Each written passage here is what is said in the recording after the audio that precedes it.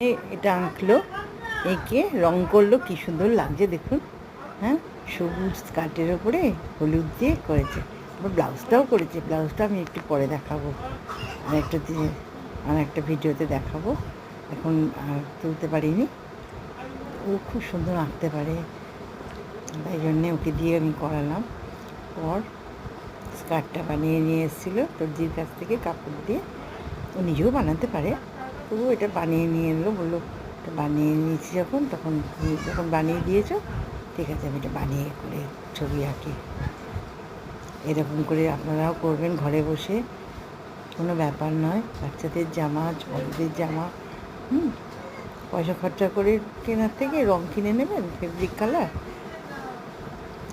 Colour mix করে হোক, একটা মিডিয়াম লাগে, সেই মিডিয়ামটা নিয়ে এরকম ছবি এঁকে সুন্দর করে এভাবে আঁকার চেষ্টা করবেন।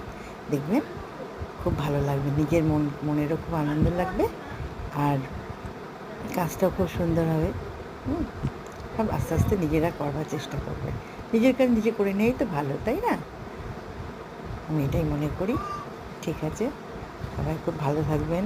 এখন ভীষণ বাজে পরিস্থিতি চারদিকে, সাবধানে থাকবেন, নিজেদের খেয়াল রাখবেন, পরিবারের খেয়াল রাখবেন, সবার খেয়াল রেখে চলবেন ভালোভাবে, কথাবার্তার মাধ্যমে।